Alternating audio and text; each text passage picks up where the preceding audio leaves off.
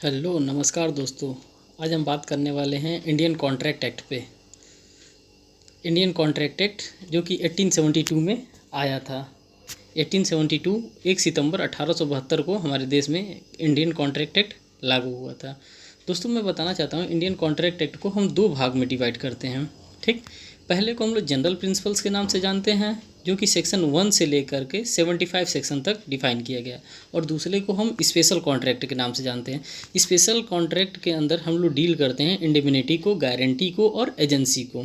ठीक, ये हमारा जो कॉन्ट्रैक्ट एक्ट पढ़ने का तरीका है ये बिल्कुल नया तरीका है। नया इन द सेंस इसलिए है कि जो हम लोग इस सेक्शन को पढ़ते हैं, जो इंडियन कॉन्ट्रैक्ट एक्ट के सेक्शन को पढ़ेंगे वो हम कुछ पार्ट्स में डिवाइड करके पढ़ेंगे। जैसे कि हम पढ़ेंगे तो इसको सबसे पहले डिवाइड करेंगे सेक्शन 11, ठीक, plus section 14 plus section 23 plus not void एब इनिशियो।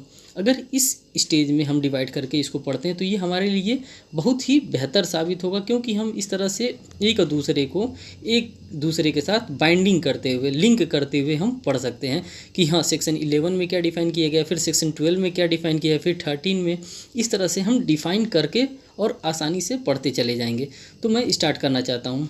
सबसे पहले मैं स्टार्ट करूँगा सेक्शन 10 को। सेक्शन 10 जो होता है उसको हम लोग वैलिड कॉन्ट्रैक्ट कहते हैं।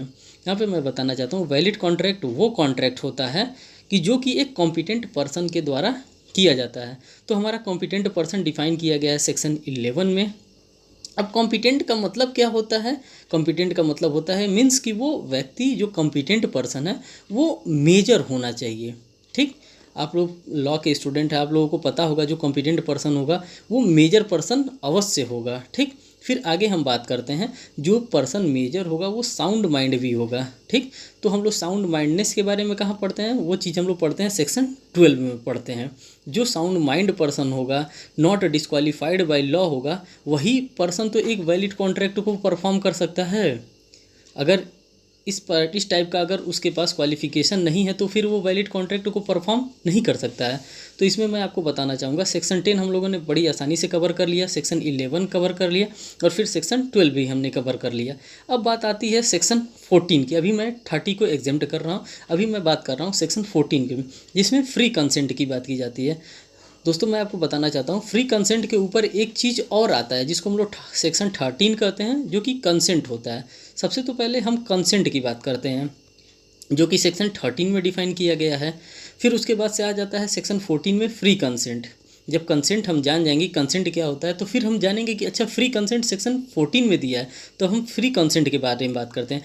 फ्री कंसेंट वो कंसेंट होता है जिसके अंदर सेक्शन ना 15 आए, ना 16, 17, 18, 20, 21, 22, अगर ये सारे सेक्शन नहीं आते हैं तो हमारा कंसेंट क्या होता है?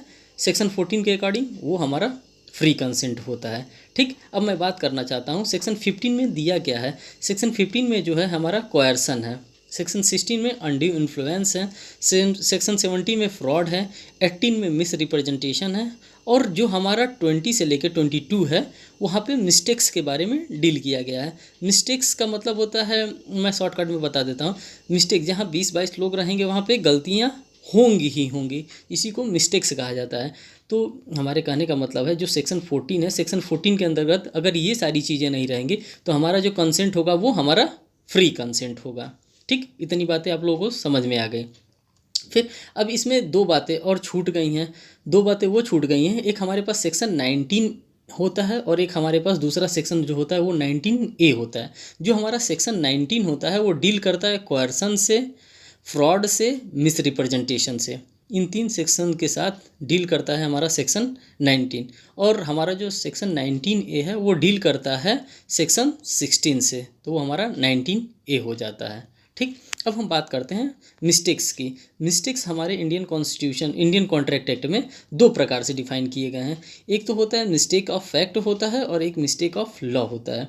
जो मिस्टेक ऑफ फैक्ट होता है उसको हम लोग दो पार्ट्स में डिवाइड करते हैं।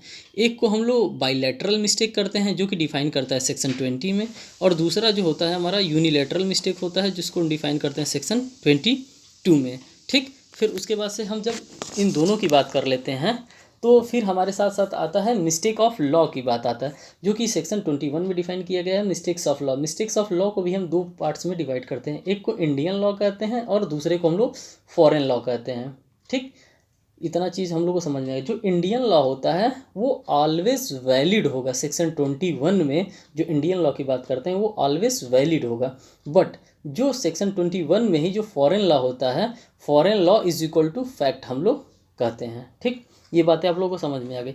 फिर अब मैं बात करता हूँ सेक्शन 20 की, जिसमें मैंने बात किया था बायलैटरल मिस्टेक्स का। जब बायलैटरल मिस्टेक्स होता है, बायलैटरल मिस्टेक्स का मतलब होता है दोनों तरफ से गलतियाँ।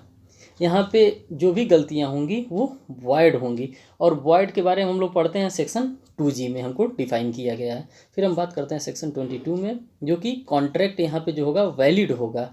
बट यहाँ पे जो वर्ड डिफाइन किया गया है हमारे बेयर एक्ट में वो नॉट वॉइडेबल डिफाइन किया गया है, जो कि सेक्शन 2I में डिफाइन किया गया है। ठीक, अब हम बात करते हैं सेक्शन 23 का, जो कि लॉफुल ऑब्जेक्ट और कंसिडरेशन के बारे में डिफाइन करता है। सेक्शन 23 लॉफुल ऑब्जेक्ट और कंसिडरेशन के बारे में डिफाइन करता है। यहाँ पे जो सेक्शन 23 का जो टर्मिनोलॉजी दिया है वो निगेटिव वे में हमको बताया है कि आखिर में ये क्यों इस प्रकार से कहा गया है। निगेटिव वे में इसलिए बताया गया सेक्शन 23 को क्योंकि ये कुछ चीज़ों को बार्ड करता है, जैसे कि फॉरबिडन करता है किसी चीज़ को, डिफीट बाय लॉ करता है, फिर फ्रॉडुलेंट एक्टिविटी करता है, इंजरियस करता है, फिर अगेंस्ट पब्लिक पॉलिसी करता है। अगर ये सारी चीज़ें रहती हैं हमारे इस कॉन्ट्रैक्ट में तो हमारा सेक्शन जो 23 का कॉन्सेप्ट है वो यहाँ पे वॉइड हो जाएगा। अब हम लोगों ने दोस्तों, आपको मैं बताना चाहता हूँ, जब हम लोग यहाँ पे इन सभी सेक्शन को डील कर रहे थे तो मैंने बताया था section 11 plus section 14 plus section 23, इस पार्ट्स को, इस पोर्शन को तो हम लोग डील कर लिए एक दूसरे से रिलेट करके। अब हमारा पार्ट जो बचता है नॉट वॉइड एब इनिशियो, नॉट वॉइड एब इनिशियो सेक्शन 24 से लेकर के 30 तक होता है पहला कॉन्सेप्ट। दूसरा सेक्शन 30 हमारा वॉइड एब इनिशियो होता है, सेक्शन 20 हमारा वॉइड एब इनिशियो होता है, और सेक्शन 56 हमारा जो होता है वॉइड एब इनिशियो होता है। अब हम लोग बात करेंगे वॉइड एब इनिशियो ओरिजिनली होता क्या है, किसको हम लोग वॉइड एब इनिशियो कहते हैं। ठीक, तो हमारा वॉइड एब इनिशियो में सेक्शन 24 ब्रॉड आता है, 25, 26, 27, 28, 29 एंड 30। ये शुरुआत से ही क्या होते हैं, वॉइड एब इनिशियो का मतलब होता है कि शुरुआत से ही कोई चीज़ जो शून्य होती है उसको हम लोग वॉइड एब इनिशियो कहते हैं। मैं बात करना चाहता हूँ सेक्शन 24 का। सेक्शन 24 में जो अनलॉफुल की बात की जाती है, जो कुछ भी अनलॉफुल होगा वो हमारे इंडियन कॉन्ट्रैक्ट एक्ट में वॉइड होगा। सेक्शन 24 का जो की पॉइंट है, मैं की पॉइंट आप लोगों को बताना चाहता हूँ, जो की पॉइंट है सेक्शन 24 में वो अनलॉफुल है, जो चीज़ भी अनलॉफुल होगा वो वॉइड होगा इंडियन कॉन्ट्रैक्ट एक्ट में। फिर सेक्शन 25 में विदाउट कंसिडरेशन अगर कोई चीज़ हो रहा है इंडियन कॉन्ट्रैक्ट एक्ट में तो वो भी वॉइड होगा। फिर सेक्शन 26 में मैं बात करना चाहता हूँ जहाँ पे रिस्ट्रेंट मैरिज की बात की जाती है। रिस्ट्रेंट मैरिज ये भी यहाँ पे वॉइड होगा, बट एक यहाँ पे एक्सेप्शन है, अगर बाल विवाह को रुकवाया जा रहा है तो वो यहाँ पे वॉइड नहीं होगा। अगर बाल विवाह को रुकवाया जा रहा है तो यहाँ पे कोई प्रॉब्लम नहीं होगा, वहाँ पे बाल विवाह को रोका जा सकता है। लेकिन जो लोग मेजर हो गए हैं उनके शादी को रुकवाया जा रहा है तो यहाँ पे रिस्ट्रेंट मैरिज होगा, जो कि वॉइड होगा। फिर हम लोग बात करते हैं 27 में, सेक्शन 27 में इंटरप्शन इन ट्रेड। इंटरप्शन, अगर कोई व्यक्ति इंटरप्शन करता है ट्रेड में तो वहाँ पे भी ये सेक्शन क्या होगा, वॉइड होगा। यहाँ पे भी एक एक्सेप्शन है गुडविल, अगर गुडविल को डिस्टर्ब किया जा रहा है तो फिर ये वहाँ पे गलती हो रहा है। लेकिन अगर इंटरप्शन किया जा रहा है, किसी दूसरे प्रकार का ट्रेड कराया जा रहा है तो फिर यहाँ पे वॉइड होगा सेक्शन 27।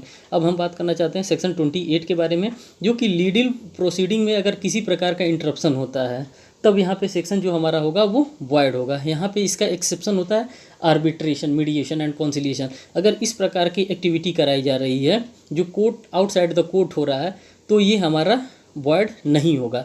लेकिन लीगल प्रोसीडिंग में किसी भी प्रकार का अगर कोई व्यवधान उत्पन्न किया जा रहा है तो फिर वॉइड होगा। बस यहाँ पे एक्सेप्शन है हमारा आर्बिट्रेशन। फिर हम बात करते हैं सेक्शन 29 का, जिसमें हम लोग बात करते हैं अनसर्टेनिटी की। अगर कोई चीज़ अनसर्टेन है तो फिर वो वॉइड होगा। ठीक, फिर हम बात करते हैं सेक्शन 30 में वैगरिंग के, जिसको पद्म हम लोग कहते हैं। पद्म भी जो होता है हमारा वो वॉइड होता है, और इसका एक्सेप्शन जो होता है वो हॉर्स राइडिंग होता है। तो दोस्तों इस तरह से हम लोग ले करके 10 से ले करके और 30 तक हम लोगों ने इंडियन कॉन्ट्रैक्ट एक्ट को बड़े आसानी से समझने का काम किया है।